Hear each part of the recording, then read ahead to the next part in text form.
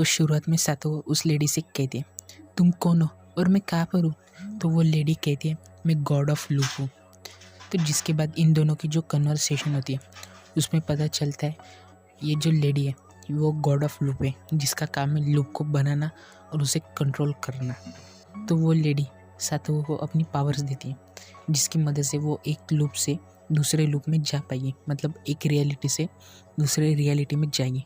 पर सातो को पहले लूप से निकलने के लिए उसे पहले मरना पड़ेगा, जिसके बाद ही वो उसे दूसरे टाइम लूप में भेज पाएंगी।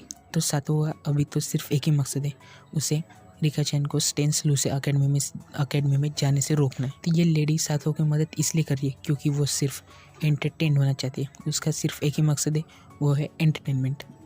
तो जिसके बाद वो लेडी अपनी पावर्स सातो को दे देती है। तो जिसके बाद सातो अपने घर पर उठती है। तो सातो अब छोटी हो चुकी थी और डेट होती है 1983। तो और तभी वहाँ पर रिका चैन आती है और रिका चैन को देखकर सातो उसे गले लगा लेती है और रोने लगती है। तो रिका चैन कहती है, क्या हुआ, तुम रो क्यों रही हो? तो सातो कहती है, कुछ नहीं, मैंने बस एक अजीब सा सपना देखा।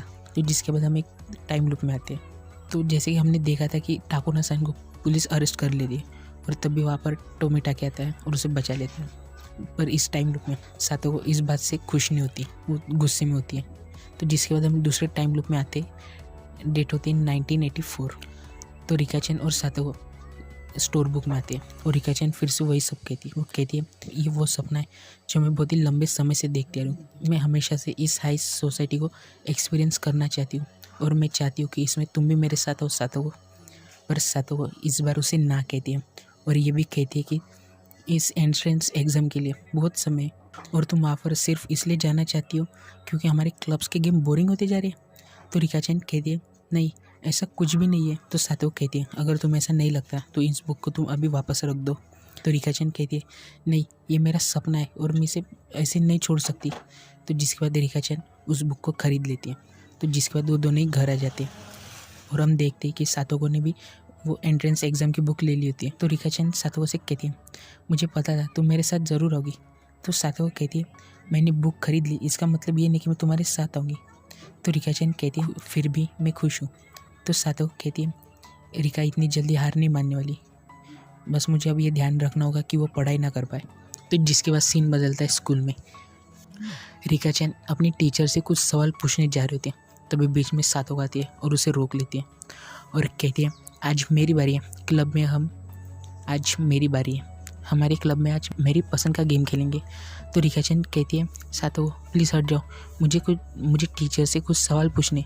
और तभी वहाँ पर कैची और रीन आते हैं। तो कैची कहता है, अगर रिका चैन हमारे साथ नहीं खेलना चाहती तो कोई बात नहीं। और रीन कहती है, मुझे खुशी होती है अगर रिका चैन हमारे साथ खेलती, पर वो नहीं खेलना चाहती तो ठीक है, कोई बात नहीं।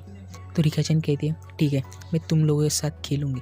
और इस बात से सभी बहुत ही खुश हो जाते हैं। तो जिसके बाद सीन बदलता है रात को। सातो को की नींद खुलती है और वो देखती है कि वहाँ पर रिका चैन सोई नहीं होती है। वो उसे ढूंढने लगती है और वो देखती है कि रिका चैन पढ़ाई कर रही होती है। तो वो उसके पास जाती है और कहती है, रिका, मुझे तुमसे कुछ बात करनी है। तो जिसके बाद दोनों ही बाहर आते हैं। तो सातो को रिका चैन से कहती है, क्या तुम सच में स्टेंस लूसे अकेडमी में जाना चाहती हो? तो रिका चैन कहती है, मैं वहाँ पर अकेले नहीं जाना चाहती, मैं चाहती हूँ कि तुम भी मेरे साथ आओ। तो सातो को कहती है, रिका, मैं तुमसे सच कहूँगी, मुझे स्टेंस लूसे अकेडमी में नहीं आना। तो रिका चैन कहती है, मैं समझ सकती हूँ, तुम एग्ज़ाम्स की वजह से ऐसा कह रही हो, है ना? तो सातो को कहती है, नहीं, एग्ज़ाम्स की कोई बात नहीं, हाँ, मुझे पढ़ाई बिल्कुल भी पसंद नहीं, पर मैं तुम्हें खुश करने के लिए कुछ भी कर सकती हूँ। और अगर हम दोनों उस अकेडमी में सिलेक्ट भी हो गए, मुझे नहीं लगता वहाँ पर मैं खुद को ठीक से एडजस्ट कर पाऊँगी। तो रिका चैन कहती है, अगर ऐसा कुछ भी हुआ तो मैं हमेशा तुम्हारे साथ रहूँगी और मुझे भी पढ़ाई पसंद नहीं, पर अगर तुमको कुछ भी समझ नहीं आया तो मैं हमेशा तुम्हारी मदद करूँगी, हम साथ में पढ़ाई करेंगे।